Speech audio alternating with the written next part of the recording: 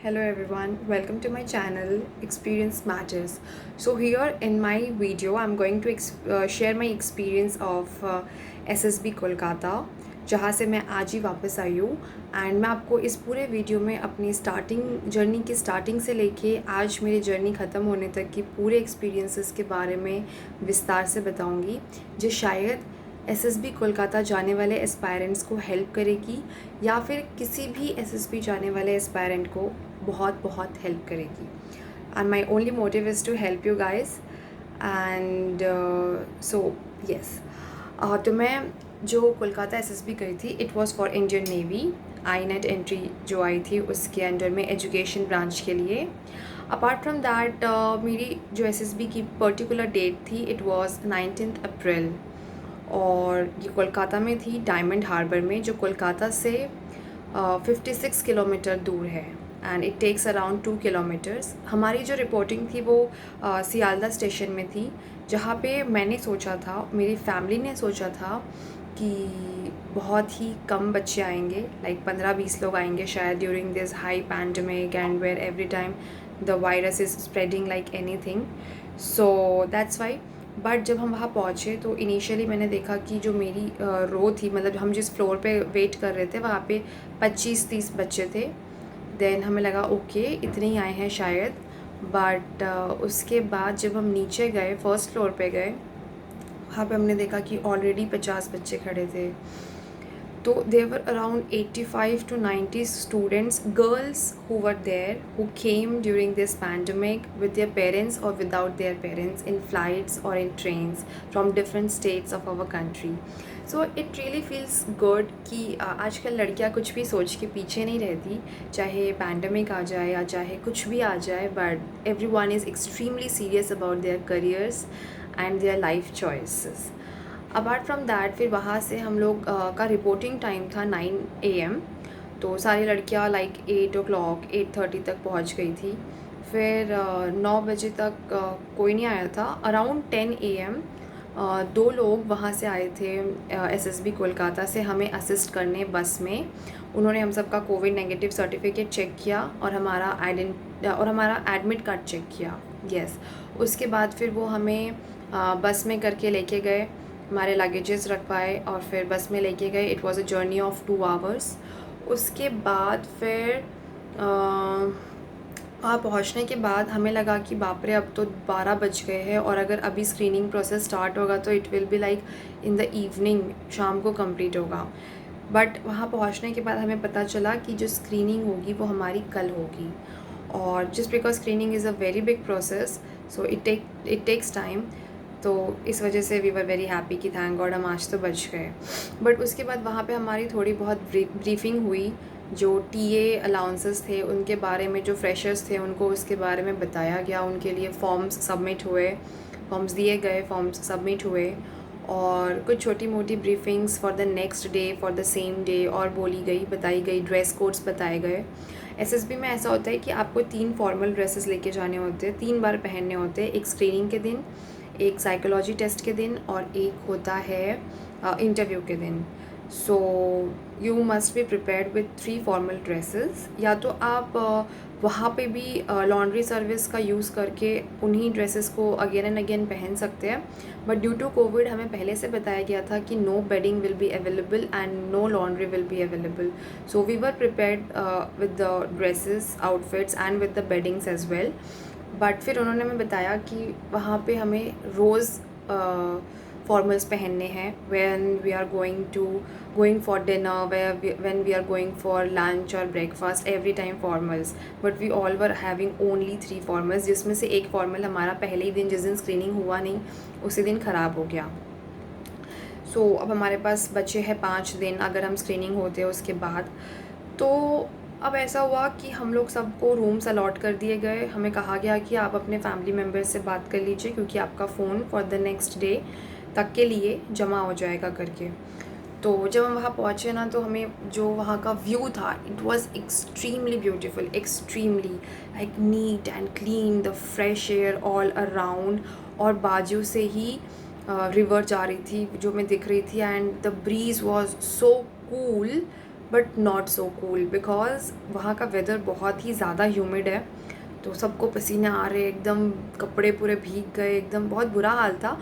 But the view was amazing, just amazing. हमारे rooms भी बहुत क्लीन थे।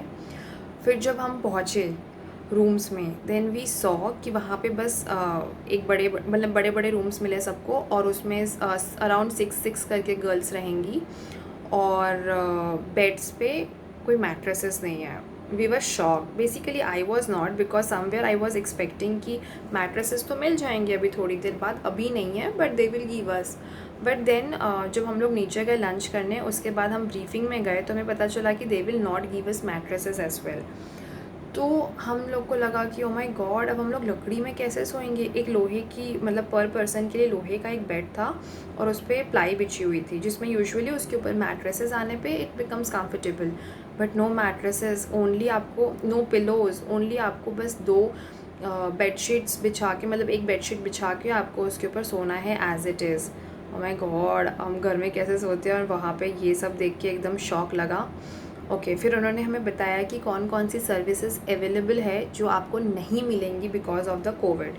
सो सर्विसेज अवेलेबल होती है, यूजुअली एक कैफेटेरिया होता है जहाँ पे आपको खाने पीने की जो ड्राई आइटम्स होते हैं वो मिलते हैं, जैसे कि चिप्स हो गए, ये फ्रूटी और कोल्ड ड्रिंक्स, ये सब मिलते हैं, ब्रिटानिया केक्स एंड ऑल। और फिर आपको घर में फ़ोन करने के लिए की भी फैसिलिटीज़ मिलती है। उसके अलावा जो दूसरी फैसिलिटी रहती है वो है इंटरनेट फैसिलिटी, जिसका इस्तेमाल करके आप अपनी पढ़ाई कंटिन्यू कर सकते हैं। In the sense continue in the sense कि अगर आपको कुछ सडन जानना हो तो आप उसको ओपन करके कुछ भी सर्व करके आप ढूंढ सकते हैं। और इसके अलावा कुछ फैसिलिटीज़, लॉन्ड्री फैसिलिटी वहाँ पे होती है। फिर और स्पोर्ट्स खेलने दिया जाता है, बट उन्होंने हमें बताया कि ये सारी फैसिलिटीज़ अवेलेबल नहीं हैं, और बाहर घूमने जाने देने की फैसिलिटी भी अवेलेबल नहीं है, because they can take chance for this covid thing. So कुछ नहीं, सब जस्ट बंद, only testings and just chit chatting with friends, nothing else. So उसके बाद हम लोग ब्रीफिंग के बाद, मतलब हमने लंच किया, फिर लंच के बाद हम अपने अपने रिस्पेक्टिव रूम में चले गए, घर वालों को इन्फॉर्म कर दिया, फ़ोन जमा कर दिया। एंड वहाँ जाने के बाद we were sitting with some girls went for the bath, कुछ लोग फिर सो गए। यही सब हुआ, ऐसे करते करते शाम हो गई। फिर शाम की चाय मिली, और फिर इतनी ठंडी हवा चलने लगी शाम को कि बहुत अच्छा लग रहा था। वी वर डिस्कसिंग कि कौन कहाँ से आया है, and it is really a very wonderful part, because जब आपका फ़ोन आपके साथ नहीं होता, you really interact a lot with every one, you share stories, you share memories, you create memories basically. So it becomes very memorable day for every one. उसके बाद ऐसा हुआ कि हम सब सो गए। कितने बजे, can you guess? Like 8:45 we all slept, क्योंकि हमारा डिनर टाइम जो था वो था 6:30 to 7। So that was our dinner time, 6:30 से 7। और 7 बजे खाना खा लिया, उसके बाद बातें भी कर ली, और कितनी बातें करेंगे, तो सो गए। सोने के बाद फिर नींद भी वैसे ही खुल गई 3-4 बजे, जबकि हमारा वेकअप कॉल था एट 5 AM, सॉरी 4:30 AM। फिर नहा वहा के हमको ब्रेकफास्ट के लिए जाना था एट अराउंड 5:30 और समथिंग लाइक दैट। फिर उसके बाद टेस्टिंग स्टार्ट हुई टेस्टिंग मॉर्निंग से। सबसे पहले इसमें होता है 2 स्टेजेस होते हैं एसएसबी में। सबसे पहले तो जो गए उनको पता होगा, 2 स्टेजेस में होते हैं। सबसे पहले तो जो फर्स्ट स्टेज होता है उसमें भी 2 पार्ट्स होते हैं। पहला होता है OIR, जिसमें आपको एक रीजनिंग काइंड ऑफ पेपर मिलता है, verbal and non verbal reasoning का। वो आपको एक लिमिटेड टाइम में 50-50 क्वेश्चंस सॉल्व करने होते हैं। 50 questions for 30 minutes, another 50 questions for 30 minutes. और ऐसा कहते हैं कि 30 मिनट्स है, बट 30 मिनट्स नहीं मिलते हैं। तो बस, और आपके पास हाँ कोई वॉच और ये सब पहनना आपको अलाउड नहीं है during testing. So you never know कि टाइम कितना मिला कितना नहीं मिला एंड ऑल दिस थिंग्स। सो ये टेस्ट ख़त्म होने के बाद हमको एक पिक्चर दिखाई जाती है, और उस पिक्चर को परसीव करके हमें उस पर स्टोरी बनानी होती है। फिर उस पिक्चर की जो हमने ये बना रखे होते हैं, क्या बोलते हैं, स्टोरी, जिस पेपर में, वो पेपर हम जमा कर देते हैं। पेपर जमा करने के बाद बस फिर आप लाइन में खड़े हो जाओ, और अपने ग्रुप, क्योंकि हमको ग्रुप्स में डिवाइड किया जाता है, तो अपने ग्रुप्स में आप खड़े होके फिर अपने ग्रुप की बारी के आने का इंतज़ार करते हैं सब। फिर जब ग्रुप की बारी आती है तो आपको अपने एसेसर्स के सामने जाना होता है। वहाँ एसेसर्स होते हैं interviewing officer, group task officer and psychologist. Yes, ये तीनों बैठ के आपके ग्रुप का असेसमेंट करते हैं। जब आप दोबारा वहाँ जाते हैं तो आपको आपका जो पेपर है जिसमें आपने स्टोरी लिखी है वो वंस अगेन आपको मिलती है फॉर 30 सेकेंड्स। उस 30 सेकेंड्स में आप अपनी स्टोरी को दोबारा एक बार रिवाइज़ कर लेते हैं और उसको सबमिट कर देते हैं। सबमिट करने के बाद 1 by 1 starting from the chest numbers जिसका भी पहले है वहाँ से लेके आपको अपनी स्टोरी नरेट करनी होती है। नरेट करने के बाद आप नरेट जैसी फर्स्ट पर्सन नरेशन ख़त्म करेगा फिर सेकेंड पर्सन नरेट करेगा, ऐसे करते करते सो ऑन। लास्ट पर्सन के ख़त्म करने के बाद नरेशन ग्रुप डिस्कशन स्टार्ट होता है, जिसके लिए एक sudden fish market kind of situation बन जाती है because every one starts screaming and starts telling their own stories. तो ये एक ऐसी सिचुएशन होती है जहाँ पे आपको अपनी जो वॉइस है, अपना जो पॉइंट ऑफ व्यू है, उसको निकाल के सामने रखना होता है, वो भी ज़ोर से, ताकि लोग सुने, ताकि लोग आपकी अटेंशन को ग्रैब कर सकें। So otherwise I will make another video in detail about the complete procedure of SSB। बस अभी तो I am sharing my experiences. तो हाँ, इस तरफ जाए बगैर बगैर मैं आगे का बताती हूँ। फिर जब आप नरेशन कर लिए, आपने GD कर लिया, तो फिर क्या होता है, कुछ नहीं, फिर आप अगेन रिज़ल्ट का वेट करते हो, लंच करते हो, फिर रिज़ल्ट का वेट करते हो। सो मेरा जो OIR गया था that wasn't that good because इससे अच्छा OIR मेरा एयरफोर्स वाले में गया था। बट तो मुझे ऐसा लग रहा था कि ओ माय गॉड इस बार मैं स्क्रीनिंग हो पाऊँगी कि नहीं एंड ऑल। बट जब मैंने अपना नरेशन किया और ग्रुप डिस्कशन में पार्ट लिया, तब तक मुझे ऐसा लग गया था कि yes I will be screened in no matter what. अब एकदम ही लक ख़राब हो कि किसी ने सुना ना हो या कुछ, तो फिर एक चांस है कि मैं स्क्रीन आउट हो जाऊँ, but otherwise I was quite sure कि आई विल बी स्क्रीनड इन। फिर मैं स्क्रीन इन हो गई, रिज़ल्ट आया तो yes I was one of them.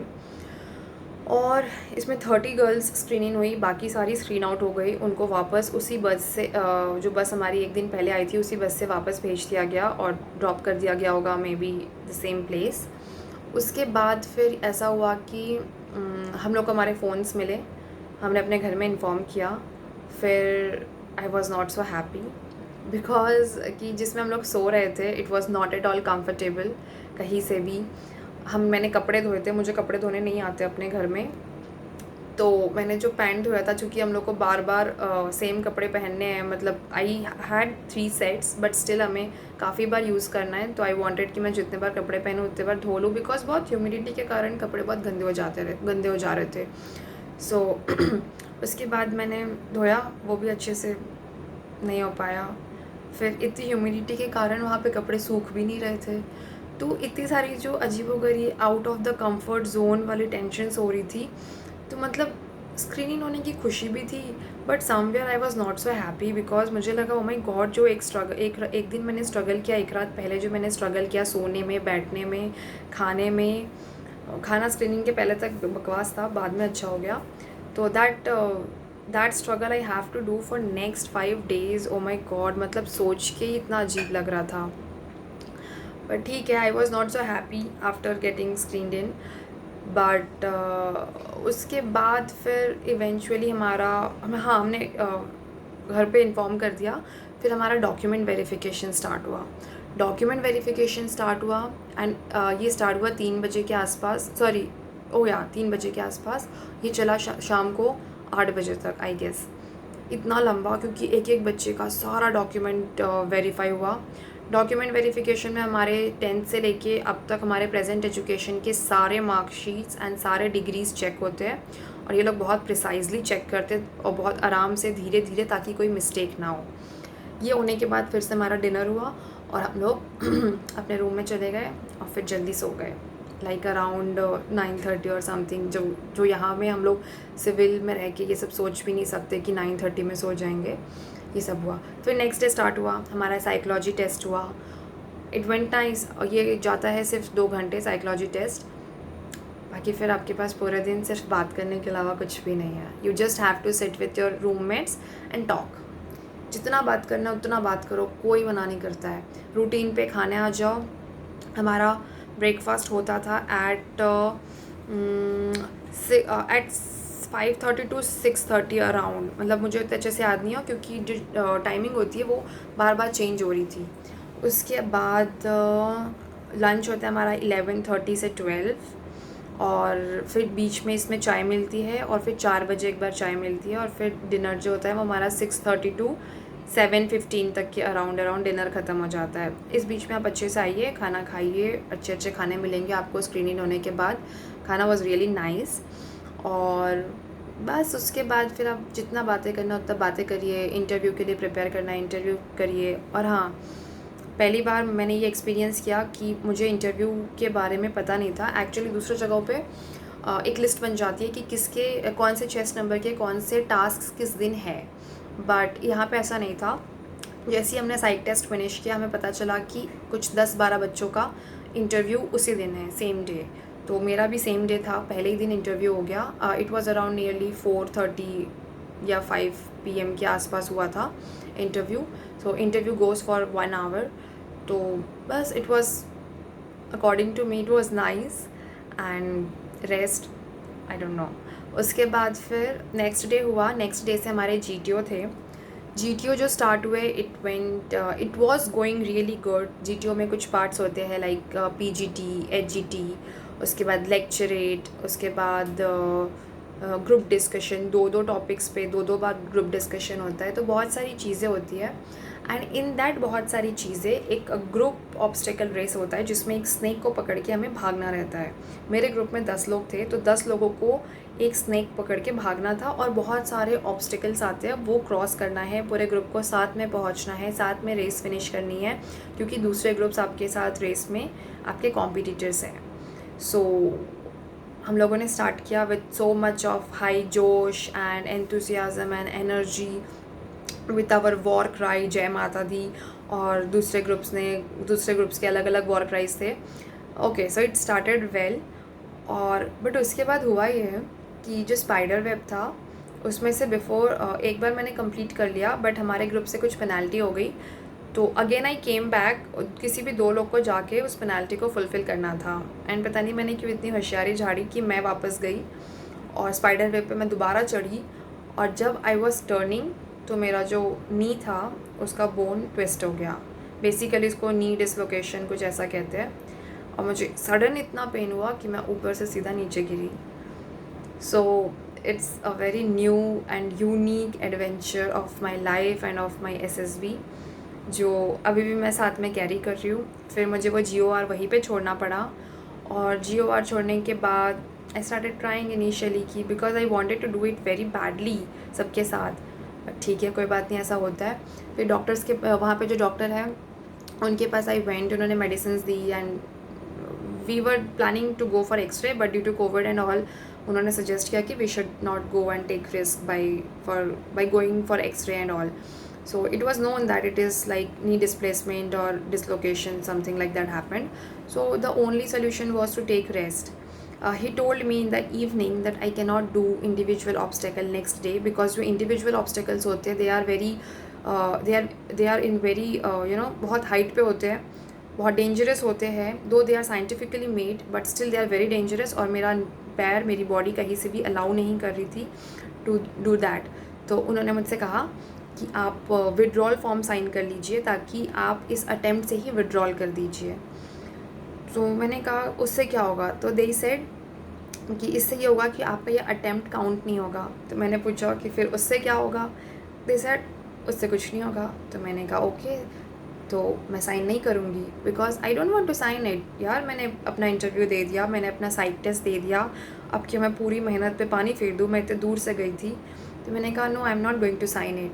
तो फिर डॉक्टर ने कहा कि ठीक है, तो फिर आपको दूसरे फॉर्म पे साइन करना पड़ेगा जहाँ कि वो ये लिख के देंगे कि it is medically not advisable कि आप कोई भी हार्ड वर्क करे या कुछ भी बहुत स्ट्रेन वाला कुछ करे जिससे कि आपके पैर पे स्ट्रेन पड़े, और अगर कुछ फिर भी आप करती है और कुछ होता है तो you are the only one who is responsible for it. So मैंने उस पर साइन कर दिया खुशी खुशी एक ही बार पे कि ठीक है. So this was somewhere my experience related to it, and इसका नेक्स्ट पार्ट मैं नेक्स्ट वीडियो में बताऊँगी. And please if you like this video तो do like, share and subscribe so that जो भी इस कोविड के टाइम पे जा रहे हैं उन्हें एक बेसिक आइडिया लग जाए कि what they are going to get and what they are not going to get. Thank you.